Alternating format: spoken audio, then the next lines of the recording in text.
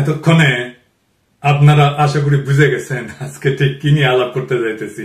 যে ঠিকই ধরেছেন, আজকে কোটা নিয়ে কিছু কথা শেয়ার করতে চাইতেছি। আবার কোটা নিয়ে মাঠ গরম হইতেছে, এর সাথে সরকারি চাকরিতে আবেদনের বয়স সীমা 35 করার দাবিও যুক্ত হয়েছে। আমার অনেক ক্ষুদ্র ভ্রাতা কইছে যে দাদা এটা নিয়ে কথা বলেন, এরা একসাথে মাঠে নামার ঘোষণা দিচ্ছে। ফলে এই ইস্যুতে আবারও মাঠ গরম হইতে যাইতেছে। যদিও বাংলাদেশে এমনিতেই কাঁঠাল পাকা গরমে আর গ্রামে উন্নয়নের প্রচন্ড জোয়ারে, মানে প্রচন্ড লোডশেডিং এ আপনারা আধাসাধ্য অবস্থা দিন পার করতেছেন। এর মধ্যে কোটা নিয়া নতুন কইরা মাঠ গরম হইয়া আবার গরম বেশি পড়ে কিনা সেটা আবার বড় কথা। যাই হোক, এই ঘটনায় অনেক ইন্টারেস্টিং বিষয় আছে, কি সেটা আসলে বুঝে নেই। তার আগে আজকে এক জাউরা নিয়ে আলাপ সেরে নেই। জাউরা এবং জাউরা প্রতিষ্ঠান। দেখেন সার্কাস, আপনার লাইফের প্রথম প্রেম? প্রথম প্রেম যখন আমি ক্লাস 8-এ পড়ি তখন। সেই প্রেম যেটা ওয়ান সাইডেড, কখনো বলা হয়নি, আজকে তাকে আমাদের মাধ্যমে বলতে পারবেন?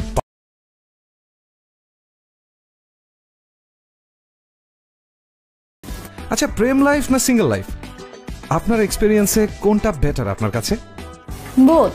এই সার্কাসে বিজ্ঞাপনটা দেখেন, এটা সাহেব একটু বড় করে দেখে দেন কার বিজ্ঞাপন দিতেছে।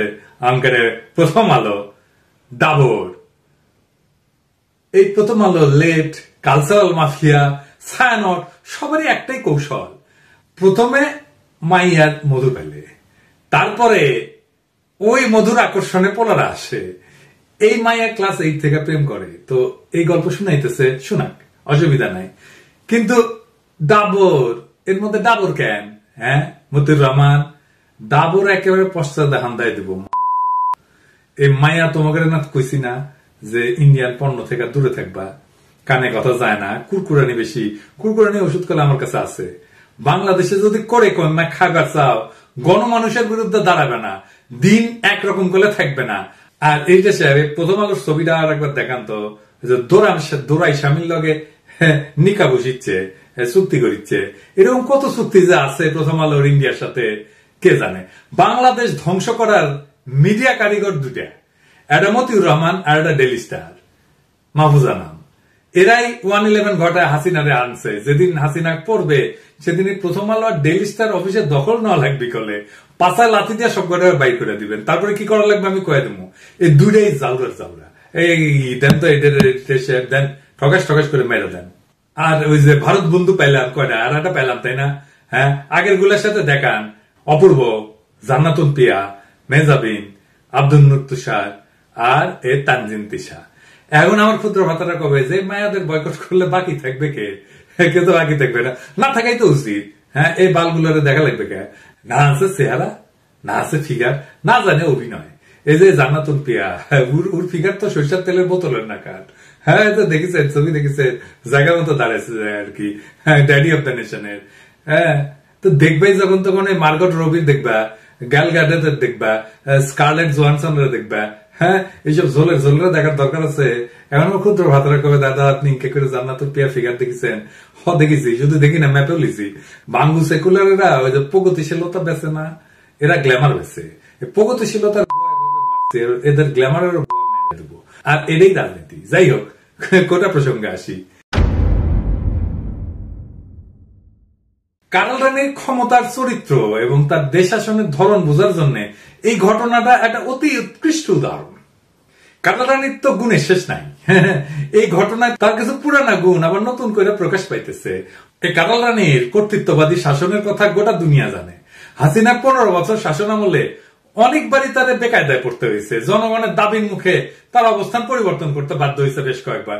যেমন নিরাপদ সড়ক আন্দোলনে সড়ক আইনের কিছু সংস্কার হয়েছিল, বেসরকারি বিশ্ববিদ্যালয় থেকে ভ্যাট আদায় বাতিল হয়েছিল এবং সরকারি চাকরিতে কোটা ব্যবস্থা বাতিল করা হয়েছিল। হ্যাঁ, কিন্তু অবাক করা বিষয় হইল যেগুলো সবগুলাই আবার ধীরে ধীরে ফেরত আসতেছে। আপনি কুত্তার লেজ যদি 100 বছরের চুঙ্গার মধ্যে বইরা রাখেন না, তো তারপরে যখনই ছেড়ে দিবেন আবার দেখবেন বাঁকা হয়ে গেছে। বিশ্বাস না ট্রাই করে দেখতে পারেন। অবশ্য ট্রাই করার দরকার নাই, লিগের দিকে তাকাইলে এটা বুঝবেন। এই লিগ হইতেছে কুত্তার লেজ। তো এই জন্যই কুত্তার সাথে এদের এত ভাব ভালোবাসা হয়, বুঝছাও। হ্যাঁ, ওই যে পোলাটা দেখেন না, ওই যে হাসিনা পোলা, হ্যাঁ, ও কুত্তা প্রেমী। হ্যাঁ, কুত্তা লিয়ে বসে থাকে। কুত্তাটা কলে সুন্দর আছে। তো যাই হোক, ওই জনগণের আন্দোলনের মুখে এগুলো যেগুলো মেনে নিছে বলে এতদিন আপনারা মনে করছিলেন, তার সবই কিন্তু একের পর একটা এখন ফেরত আসতেছে। আন্দোলনের মুখে কাউয়া কাউয়া কাদের, ওই যে কাউয়া কাউয়ার সাউন্ড না, জোরে দেন, আরো জোরে দেন, আরো জোরে দেন, কান ফাটাই দেন। হয়েছে। ওই যে সড়ক আইনে কইছিল না, যে সড়ক আইনে যে কঠিন কঠিন বিধানগুলোর যুক্ত করার ঘোষণা দিছিল না, সেগুলো ইতিমধ্যে শিথিল করা হয়েছে। কিন্তু জানেন, উচ্চ আদালতে ভ্যাট প্রত্যাহারের ঘোষণা বাতিল হয়েছে। সবশেষে কয়েকদিন আগে উচ্চ আদালত সরকারি নিয়োগের ক্ষেত্রে এই মুক্তিযোদ্ধা কোটা বাতিল সংক্রান্ত পরিপত্রে অবৈধ ঘোষণা করছে। মানে হইল হাসিনার তার লেসপেন্সারদের মুখের কথার কোনো দাম নাই, ওর গুয়া দিয়ে রক্ত আর মুখ দিয়ে মিশা কথা বাড়ায়। আপনি শয়তানরে বিশ্বাস করতে পারেন, কিন্তু এদের বিশ্বাস করলে চিরতরে ধরা খেবেন। শয়তানও ওদের গরু মানে, কিন্তু আমরা ঠিকই ওদের জারমি ধরে ফেলতে পারি। যাই হোক, কোটায় আবার ফিরে আসি। স্বাভাবিকভাবে এই রায়ের পরে সমাজে প্রতিক্রিয়া শুরু হয়েছে। দেশে বিভিন্ন শিক্ষাঙ্গনের প্রতিবাদী মিছিল মিটিং আবার শুরু হইতেছে। তো এবার আসেন একটু আগে ফিরে আসি। অনেকে হয়তো জানেন না কোটা সংস্কার আন্দোলন সম্পর্কে, একটু ফিরে দেখি। আওয়ামী লীগ সরকার ক্ষমতা আসার পরে যে কয়টা গণদাবি তাদেরকে পিছু হতে বাধ্য করছিল, তার মধ্যে অন্যতম ছিল কোটা বাতিলের দাবিতে আন্দোলন। কিন্তু আন্দোলনটা কোটা বাতিলের দাবিতে করা হয় নাই, কিন্তু তারা শুরু থেকে চাইছিল কোটা সংস্কার। কোটা বাতিল আর সংস্কার এই দুইটার মধ্যে কিন্তু পার্থক্যটা মনে রাখতে হবে। আন্দোলনের নামই ছিল কোটা সংস্কার আন্দোলন, কিন্তু আন্দোলন যখন সারা দেশে ছড়ায় পড়ে, সরকার অনর অবস্থান থেকে সরে আসতে বাধ্য হয়। কাটারানির সবকিছুতে ক্রেডিট নেওয়ার অভ্যাস আছে, তাই তখন সে কোটা বাতিলই করে দিছিল। তখন আন্দোলনকারীরা ভাবছিল, আরে বা, চাইলাম সংস্কার করে দিল বাতিল, হ্যাঁ, চাইছিলাম পিস্তল দিল কামান। কিন্তু এখন আবার হাইকোর্টের রায়ের মাধ্যমে কোটায় বাতিলকে অবৈধ ঘোষণা করে বহাল রাখার আদেশ দেওয়া হয়েছে। জার্মানিটা দেখেছেন। ফলে কোটা নিয়ে আবারও আন্দোলন শুরু হইতেছে। এই বিষয়ে আমরা আজকে বিস্তারিত কথা বলার চেষ্টা করব। আদালতের মাধ্যমে নানা ইতরামির বাস্তবায়ন এই আমলে প্রায় শিল্পের পর্যায়ে পৌঁছায় গেছে, হাসিনা নিয়ে গেছে। এক একটা হারামি কোর্টকে, হাইকোর্টকে পুরাই মুজিব কোর্ট বানাই ফেলছে। এই দেখেন, ডেইলি স্টারের বিশাল প্রগতিশীলটারে আস্তে আস্তে জামিন দিয়ে দিচ্ছে, বুঝছাও। এটা একটা শিশু নির্যাতক। এরা নিয়ে এর আগে একটা ভিডিও কথা কইছিলাম, কিন্তু এই যে ভিডিওটা আদালতের ক্রিমিনাল অ্যাক্টিভিটির এইটা একটা নিদর্শন হয়ে থাকলো। সময় মতো ওদের ধরা হবে, এটা নিয়ে এখন আর বিস্তারিত কইলাম না। যাই হোক, কোটা প্রসঙ্গে বিস্তারিত করার আগে 2018 সালে শুরু হওয়া এই আন্দোলনের পটভূমি আমরা একটু দেখে নিই। কারণ এখনকার অনেক যুবক তরুণ সেই সময় আরো অনেক ছোট ছিল, হয়তো পুরো বিষয়টা এখনো জানেন না। আসেন ওইটা আবার দেখে নিই। হাসিনার পোশাক উত্তাগুলা যত উন্নয়নের ঢোল বাজাক না কেন, সীমাহীন বেকারত্বের ফলে তরুণদের মনে ব্যাপক অস্থিরতা, হতাশা আর ক্ষোভ আছে। এর মধ্যেও তারা দেখবেন যে খাইয়া না খাইয়া একটা চাকরির জন্য দিন রাত চেষ্টা করে। ঢাকা বিশ্ববিদ্যালয়ের লাইব্রেরির সামনে যে বিশাল লাইন দেখা যায় না, এটা নিয়ে কিন্তু অনেক ট্রল হয়। কিন্তু একটা চাকরি ছাড়া যার জীবন অন্ধকার, পরিবারের সদস্যদের দায়িত্ব যার কাঁধে, যার প্রেমিকার বিয়া হয়ে যাবে নিজের ক্যারিয়ার ঠিক না হইলে, তার বাস্তবতা তো আমরা অনেকে বুঝতে পারবো না। একটা দেশে উচ্চ শিক্ষা নিয়ে সবাই জ্ঞান চর্চার দিকে যাবে না। উচ্চ শিক্ষায় চাকরি না, প্রধান হওয়া উচিত যে জ্ঞান। কিন্তু আমাদের দেশে সমাজে কেউ গাছতলায় আর কেউ পাঁচতলায় যাবে, যেটা কি দিয়ে নির্ধারিত হয়? জ্ঞান দিয়ে নির্ধারিত হয় না। এটা ঠিক হয় ধান্দা দিয়া, চাটার ধান্দা, চাটার যোগ্যতা, মামা খালুর দৌড়, এগুলো দিয়ে ঠিক হয়। তাই একটা সাধারণ ছাত্র পড়ার পাঠ চুকায় ফেলার আগেই বিসিএস এর দিকে ঝোঁকে। তাতে ক্ষমতার সুবিধা নেওয়ার চাইতে একটা নিরাপদ জীবন চাওয়ার বাসনাই বেশি থাকে, অন্তত প্রথম দিকে। কিন্তু এই সরকারি চাকরি যখন গোপালী কোটার দ্বারা বন্টন করে দেওয়া হয় লিগেল লোকদের মধ্যে, তখন আসলে হতাশা হয় স্বাভাবিক। আর এই হতাশা থেকে যৌক্তিক একটা আন্দোলন শুরু করছিল সাধারণ ছাত্রছাত্রীরা। পরে সেই কোটা সংস্কার আন্দোলন দেশ জুড়ে শিক্ষার্থীদের মধ্যে বিস্তৃত হয়েছিল। বাংলাদেশে বেকারত্ব, বিশেষ করে শিক্ষিত বেকার, এটা বড় সমস্যা। প্রায় 4 কোটি তরুণ বেকারত্বের অভিশাপে নিপীড়িত। এই হতাশ তরুণদের আন্দোলন দমন করতে ছাত্রলীগের আক্রমণ, পুলিশের মামলা, নির্যাতন, আদালতের রিমান্ড এবং বিশ্ববিদ্যালয় প্রশাসনের নিপীড়ক বান্ধব অবস্থান গ্রহণে দিন দিন আন্দোলনকে আরো প্রবল করে তুলতে থাকে। এর সাথে যোগ হয়েছিল আন্দোলনকারী নারী শিক্ষার্থীদের উপরে যৌন আক্রমণ। শহীদ মিনারে ছাত্রলীগ একাধিকবার আক্রমণ করছে কোটার বিরুদ্ধে সংগঠিত হওয়া সাধারণ ছাত্রদের উপরে, এমনকি শিক্ষকরা তার হাত থেকে রক্ষা পায় নাই। যাই হোক, কোটা সংস্কার আন্দোলন বাংলাদেশের সব ধরনের চাকরির ক্ষেত্রে কোটার ভিত্তিতে নিয়োগের যে প্রচলিত ব্যবস্থা, সেইটা সংস্কারের দাবিতে সংগঠিত হয়েছিল এবং এটা দ্রুত সারা দেশে ছড়ায় পড়ছিল।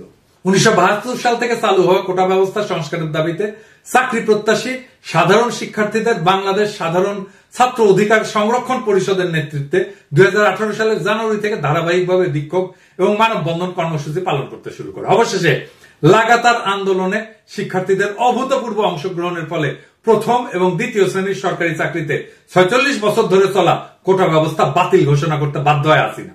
চাকরিতে কোটা প্রবর্তনের পটভূমি যদি দেখি, তাহলে দেখা যাচ্ছে বাংলাদেশ স্বাধীন হওয়ার পর সর্বপ্রথম 1972 সালে সরকারি চাকরির ক্ষেত্রে কোটা ব্যবস্থা প্রবর্তন করা হয়। সেই সময় মেধা তালিকার 20% বরাদ্দ রেখা 40% জেলা ভিত্তিক, 30% বাংলাদেশের স্বাধীনতা সংগ্রামে অংশগ্রহণকারী মুক্তিযোদ্ধা পরিবারের সদস্যদের জন্য এবং 10% যুদ্ধে ক্ষতিগ্রস্ত নারীদের জন্য বরাদ্দ দেওয়া হয়। ফলে এই মেধার অবমূল্যায়ন শুরু থেকেই ছিল, এটা দেখতে পাওয়া যাচ্ছে। কিন্তু কোটার মাধ্যমে কিভাবে বৈষম্য বাড়ানো হয়েছে, আসেন সেটা একটু দেখি।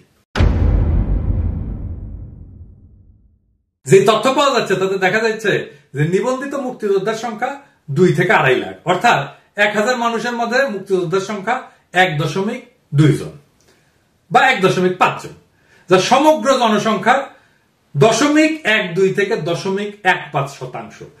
0.12% মুক্তিযোদ্ধার জন্য কোটার পরিমাণ 30%, যা হাজারে রূপান্তর করলে দেখা যায় 1000 জনতার মাঝ থেকে 1 থেকে 1.5 বা 1.5 জন মুক্তিযোদ্ধার পরিবারের জন্য কোটার পরিমাণ 300। কিন্তু উল্টা দিকে মুক্তিযোদ্ধা নিয়ে আওয়ামী লীগের প্রচার করা প্রত্যেকটা জিনিস ভুয়া। মুক্তিযোদ্ধা শহীদের সংখ্যা ভুয়া, মুক্তিযোদ্ধার সংখ্যা ভুয়া।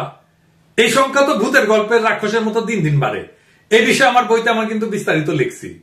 যাই হোক, বর্তমানে বাংলাদেশের বিভিন্ন সরকারি চাকরির ক্ষেত্রে 55% বেশি কোটা আছে, যার মধ্যে মুক্তিযোদ্ধা কোটা 30%, জেলা ভিত্তিক কোটা 10%, নারীদের জন্য 10% এবং ক্ষুদ্র নৃগোষ্ঠীর জন্য 5%। তবে নিয়ম অনুসারে এই সমস্ত কোটার যোগ্য প্রার্থী না পাওয়া গেলে 1% প্রতিবন্ধীদের জন্য বরাদ্দের বিধান আছে। সংবিধান অনুসারে কোটা কিন্তু অসাংবিধানিক। কিভাবে? কারণ সংবিধানের 19-1, 29-1, 29-2 অনুচ্ছেদ সমূহে চাকরির ক্ষেত্রে সকল নাগরিকের সমান সুযোগের কথা বলা হয়েছে। এই পরিসংখ্যান থেকে সহজে বুঝতে পারা যাচ্ছে যে কোটা সংস্কার আন্দোলন কতটা ন্যায্য ছিল। আর এইটারে চেতনা বিরোধী বইলা সবাইকে জামাত শিবির ট্যাগ দিয়া অকথ্য নির্যাতনের লাইসেন্স দিছিল ছাত্রলীগকে। ডুগডুগি মতিয়া, ওই যে ডুগডুগি শব্দ দেন, হ্যাঁ ও কিন্তু মুজিবের চামড়া দিয়া ডুগডুগি বাজাতে চেয়েছিল। এই মতিয়া তাদেরকে রাজাকার বলে ঘোষণা দিছিল। এই আন্দোলন থেকেই জন্ম হয়েছে গণ অধিকার পরিষদের, যার নেতা নুরুল হক নুরু। নুরুল হক নুরু হচ্ছে সাবেক ছাত্রলীগ নেতা এবং শেখ হাসিনাকে আম্মা ডেকে রাজনীতি শুরু করছিল। শুনে, আমি ছাত্রলীগের কর্মী ছিলাম না, শুধু ছোটখাটো একটা নেতাও ছিলাম, হলের পোস্টেড ছিলাম। 2.5 বছর বয়সে আমার মা মারা যায়, আর আমার ছোট ভাই এখানে এসেছে, ওর বয়স ছিল তখন 1 বছর।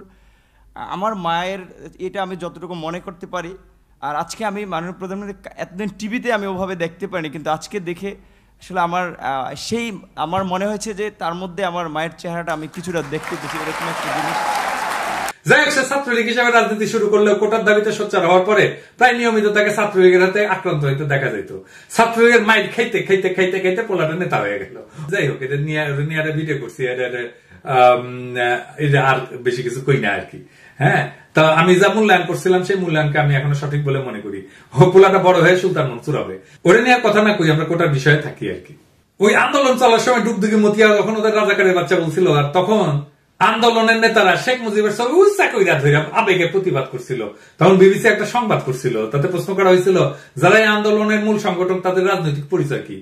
নূর কইছিল যে তাদের অনেকে বিভিন্ন রাজনৈতিক ছাত্র সংগঠনের সঙ্গে জড়িত ছিলেন বা আছেন, কিন্তু আন্দোলনটি সম্পূর্ণই অরাজনৈতিক। এটা বলে অরাজনৈতিক আন্দোলন, এদের রাজনীতি এটাই ওই বুঝে না, ওই এখন রাজনীতি করে। কোটা সংস্কার বা কোটা বাতিলের আন্দোলন যে রাজনীতি, সেটা দেশে কইতেছে এটা অরাজনৈতিক। চিন্তা করে কয় যে আমি আগে ছাত্রলীগের সঙ্গে যুক্ত ছিলাম, এখন কোন দলের সঙ্গে নাই, অন্য অনেকে হয়তো অন্য কোনো দলের সঙ্গে থাকতে পারেন, কিন্তু আমাদের আন্দোলন একেবারে অরাজনৈতিক, এর পেছনে কোনো রাজনৈতিক ষড়যন্ত্র নাই। যদি থাকতো তাহলে আমরা অনেক আগে সহিংসতার পথ বেছে নিতে পারতাম, কিন্তু আমরা শুরু থেকে একেবারে শান্তিপূর্ণ উপায়ে আন্দোলন করতেছি। তার মানে রাজনীতি মানে সহিংসতা। ওই কয় তুই তো এখন রাজনীতি করে, তুই কি সহিংসতা করে? তো পরে যখন প্রশ্ন করা হয় তাদের আন্দোলন যদি এতটাই অরাজনৈতিক হবে, তাহলে মিছিলে কেন তারা শেখ মুজিবুর রহমানের ছবি বহন করে? মানে শেখ মুজিব অরাজনৈতিক বুঝাও। তখন এই নূর কইছিল যে বঙ্গবন্ধু হচ্ছেন বাংলাদেশের স্থপতি, এটা যদি কেউ সামনাসামনি স্বীকার নাও করে, মনে প্রাণে কিন্তু বিশ্বাস করে। তার নেতৃত্বে বাংলাদেশ স্বাধীন হয়েছে, তিনি বৈষম্য মুক্ত সমাজের স্বপ্ন দেখছেন, আমরাও বৈষম্য দূর করার আন্দোলন করছি, সেই জন্যই আমরা তার ছবি নিয়ে মিছিল করিচ্ছি। বুঝেন অবস্থা? বৈষম্য মুক্ত মহান নেতার আমলে মানুষ না খেয়া মরছে। ৭৪-এর দুর্ভিক্ষ কি এমনি এমনি হয়েছে? আমরা বানাই কই? বাসন্তীর জাল পড়া ছবি কি মিশা? এই বুঝ নিয়ে যে রাজনীতি করে, তাহলে আপনি তারে কি করবেন? ফলে এই আন্দোলন যে সফল হবে না, এটাই স্বাভাবিক। কেন এটা সফল হইতো এটা পরে আবার একটু করার চেষ্টা করুন। ওই সময় নূরের সাথে যোগাযোগের চেষ্টা করছিলাম, কথা বলার চেষ্টা করছিলাম, পাত্তাই দেয় না, কথাই কয় না, এতই রোয়াবর। বিবিসি তখন লিখছিল, আমরা দেখেছি একটি অরাজনৈতিক ইস্যুর আন্দোলনে ছাত্ররা রাজনৈতিক নেতার ছবি নিয়ে মিছিল করছেন। বাংলাদেশের ছাত্র আন্দোলনের ইতিহাসে এমন নজির সম্ভবত এটাই প্রথম ছিল। শাহবাগে ছাত্রদের বড় বড় মিছিলগুলোতে সরকারি চাকরিতে কোটা ব্যবস্থার সংস্কার দাবি করা হয়েছিল। তাতে অনেকের হাতেই ছিল বাংলাদেশের স্বাধীনতা আন্দোলনের নেতা এবং প্রতিষ্ঠাতা রাষ্ট্রপতি শেখ মুজিবুর রহমানের ছবি। শুধু তাই না, আন্দোলনকারীদের মুখে শোনা যাচ্ছিল জয় বাংলা জয় বঙ্গবন্ধু স্লোগান, যেটি আসলে সচরাচর বাংলাদেশের ক্ষমতাসীন আওয়ামী লীগ এবং তাদের অনুসারী সংগঠনগুলোর সমাবেশে শোনা যায়। যাই হোক, কোটা তো আবার ফিরে আসলো, কিভাবে সেটা দেখি। 2018 সালের 4 অক্টোবর জনপ্রশাসন মন্ত্রণালয় সরকারি দপ্তর, স্বায়ত্তশাসিত, আধা স্বায়ত্তশাসিত প্রতিষ্ঠান, বিভিন্ন কর্পোরেশনে চাকরিতে সরাসরি নিয়োগের ক্ষেত্রে সরকারের বিদ্যমান কোটা পদ্ধতি সংশোধন করে পরিপত্র জারি করে। ওই পরিপত্রের বৈধতা চ্যালেঞ্জ করে 2021 সালে রিট করে চাকরি প্রত্যাশী এবং মুক্তিযোদ্ধার সন্তান ওহিদুল ইসলাম সহ 7 জন। আপনাদের হয়তো মনে আছে, কোটা সংস্কার আন্দোলন চলার সময় এই আন্দোলনের বিরুদ্ধে একটা অংশ সক্রিয় হয়ে ওঠে। বেগম মালিক, প্রজম মল্লিক, মুক্তিযুদ্ধের সন্তানদের বিভিন্ন সংগঠন নানা নাম ধরে কর্মসূচি দিতে থাকে। যাই হোক, আইনজীবী রাজমে মিডিয়াকে বলে যে 2018 সালে পরিপত্র আইনগত কর্তৃত্ব বহির্ভূত এবং বাতিল ঘোষণার ফলে 9ম থেকে 13তম গ্রেডে 30% মুক্তিযোদ্ধা কোটা পুনর্বহাল হল। এ বিষয়ে আমাদের আসিফ নজরুল ভাই এই কলাম লিখছেন। তাদের লিখছেন যে বাংলাদেশের সংবিধানের অন্যতম মূলনীতি হচ্ছে সাম্য, সুযোগের সমতা এবং বৈষম্যহীনতা। সমতার নীতি কিছু ক্ষেত্রে ব্যতিক্রম অনুমোদন করে প্রায়োগিক সমতা নিশ্চিত করার স্বার্থে। সমতার এই দর্শনের বিভিন্ন প্রকাশ আমাদের সংবিধানেও রয়েছে। যেমন সংবিধানের 29 অনুচ্ছেদে বলা আছে, নাগরিকদের যে কোনো অনগ্রসর অংশ যাতে সরকারি চাকরিতে উপযুক্ত প্রতিনিধিত্ব লাভ করতে পারে সেজন্য বিশেষ বিধান প্রণয়ন করা যাবে। এই বিধান বলে নাগরিকদের অনগ্রসর অংশের জন্য সরকারি চাকরিতে কোটার বিধান করা অসাংবিধানিক হবে না। কোটা বিষয়ে সমাজের তীব্র অসন্তোষ শুরু হয়। কারা এই অনগ্রসর শ্রেণী, এর উপযুক্ত প্রতিনিধিত্ব মানে কি, এইসব প্রশ্ন। কোটা নিয়ে অতীত ও বিদ্যমান এই বিতর্ক মূলত মুক্তিযোদ্ধাদের, এমনকি তাদের সন্তান নাতি নাতনিদের জন্য কোটার বিধান কেন্দ্রিক। মুক্তিযোদ্ধারা কি সমাজের অনগ্রসর অংশ? তিনি প্রশ্ন তুলছেন। এদেশের তৎকালীন এলিট পরিবারগুলো সহ সমাজের সর্বস্তরের মানুষ মুক্তিযুদ্ধ করছিলেন, তারা ঢালাও ভাবে অনগ্রসর হন কিভাবে, বা তারা কতটুকু সুবিধা পেতে পারেন? এটা একটা জরুরি প্রশ্ন। অন্যায় সুবিধা দেওয়া হলে মুক্তিযুদ্ধের প্রতি সম্মান মর্যাদা কোনোটাই বাড়বে না, এটা আমরা সবাই মানি। তিনি বলেন, এই কোটার এই আধিক্য সমাজের সীমাহীন বৈষম্য সৃষ্টি করেছিল। উদাহরণ হিসেবে উনি কয়েকটা উদাহরণ দিচ্ছেন। 2006 সালে সম্পন্ন হওয়া 25তম বিশেষ পরীক্ষায় মেধার ভিত্তিতে নিয়োগ পাইছিলেন প্রথম 228 জন, বাকিদের অযোগ্য ঘোষণা করে চাকরি দেওয়া হয়নি। অপরদিকে বিভিন্ন কোটার কল্যাণে 1611তম হয়ে পররাষ্ট্র মন্ত্রণালয়, 5104তম হয়ে প্রশাসন, 5377তম হয়ে কেউ কেউ পুলিশ ক্যাডারে চাকরি পাইছিলেন। আর একটা বিস্ময়কর বিষয় হলো, এত ব্যাপক হারে কোটা যাদের জন্য সংরক্ষণ করা হয়েছিল তারা কোটা সমসংখ্যক পদে নিয়োগ পরীক্ষায় পাশও করেনি কখনো। এই কারণে 28তম থেকে 31তম বিসিএস এ 3162টা পদ শূন্য ছিল। অথচ সম্মিলিত মেধা তালিকার উপরের দিকে অবস্থান করে অনেকে চাকরি পাননি। কোটা ব্যবস্থা পুনরায় চালুর বিবেচনা করতে গেলে সরকারকে অবশ্যই এই নৈরাজ্যকর চিত্রগুলো ভাবতে হবে। মুক্তিযোদ্ধার ভুয়া সার্টিফিকেট নিয়ে যারা বা যাদের সন্তানেরা চাকরিতে ঢুকেছেন তাদের সবাইকে চিহ্নিত করে বরখাস্ত করতে হবে। সরকারি চাকরির নিয়োগে সব ধরনের দুর্নীতি এবং স্বজনপ্রীতি কঠোরভাবে দূর করতে হবে। তো কেন এই ধরনের আন্দোলনের কোনো ভবিষ্যৎ নেই? কোটা আন্দোলন খুবই ন্যায্য, তাতে কোনো সন্দেহ নেই, কিন্তু কথা হইলো এটা আপনি কার কাছে দাবি করতেছেন? একজন ফ্যাসিস্টের কাছে আপনি যখন আপনার অধিকার চাইবেন তখন তো সে নিজেকে আরো শক্তিশালী মনে করবে, সেটাই তো তার বৈধতার উৎস হয়ে যায়। এই আন্দোলন যখন চলে তখন বিরল হইলেও কেউ কেউ এটা বিরোধিতা করছিলেন, মানে এই ধরনের আন্দোলনের পরিণতি যে ভালো হবে না সেটা অনেকে বলছিলেন। এটাতে যে রাজনৈতিক মুক্তি আসবে না সেটাও বলছিলেন।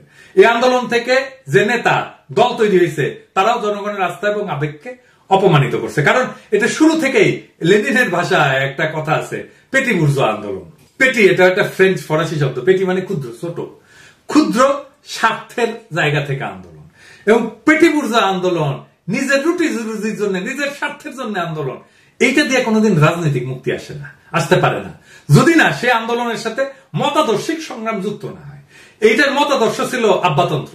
যার হাত ধরে বাংলাদেশে বৈষম্য শুরু হয়েছে সেই শেখ মুজিব, ওই যে সোহরাওয়ার্দীর বডিগার্ড, তার ছবি বুকে নিয়ে কয় মুজিবের বাংলায় বৈষম্যের ঠাঁই নাই। কত বড় হারামিপনা!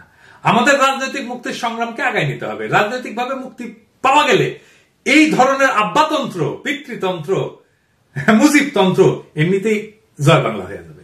যেটাকে বলি যক্ষা ভালো হইলে কাশি এমনিতেই ঠিক হয়ে যাবে। কিছু ইস্যু ভিত্তিক আন্দোলন করে হুজুর তুইলা সুলতান মনসুর টাইপের নেতা সামনে আসলে আমাদের মুক্তি আসবে না। তাই আমাদের দাবি ভারত এবং তাদের সহযোগীদের হাত থেকে বাংলাদেশকে রক্ষা করে একটা গণতান্ত্রিক রাষ্ট্র তৈরি করা, যাতে আর মুক্তিযুদ্ধের ব্যবসা করার সুযোগ না থাকে। চেতনার নামে দেশের সর্বনাশ করতে কেউ যেন না পারে, সেই শক্তিশালী প্রতিষ্ঠান তৈরি করা হবে। অসহায় বেকার প্রজন্ম থেকে আগামী প্রজন্ম যেন আত্মশক্তি নিয়ে বলিয়ান হয়ে বড় হইতে পারে, তেমন একটা দেশ গঠনের ঐতিহাসিক সংগ্রামে আপনারা লিপ্ত আছেন। কিন্তু ইতিমধ্যেই এই লড়াইকে জয়যুক্ত করেন, এই মাঠের লড়াইয়ে নামেন। আমাদের ভাইরা খায় না খায় ভারতীয় পণ্য বয়কটের আন্দোলন করতেছে, হাটে মাঠে ঘাটে বাজারে ওদের সাথে যোগ দেন। ইন্ডিয়া তারাইলে হাসিনাও তাড়ানো যাবে। হাসিনা বিদায় করতে পারলে কোটা মোটা আমরা ডাস্টবিনে চুলে ফেলবো, আর কোটায় যারা চাকরি পাইছে তাদের পাঁচায় লাথি দিয়ে বের করে দেবো। সকলের জন্য সাম্যের রাষ্ট্র আমরা গড়ে তুলবো। সেই দিনকে আসেন আমরা বাস্তব করে তুলি। তাছাড়া যতই আন্দোলন করেন কোনো লাভ হবে না, সাময়িক ভাবে পিছু হটবে, তারপর কুত্তা হাসিনার লেজ আবার বাঁকা হয়ে যাবে। তাই আসেন ওই কুত্তাটারে সটাই।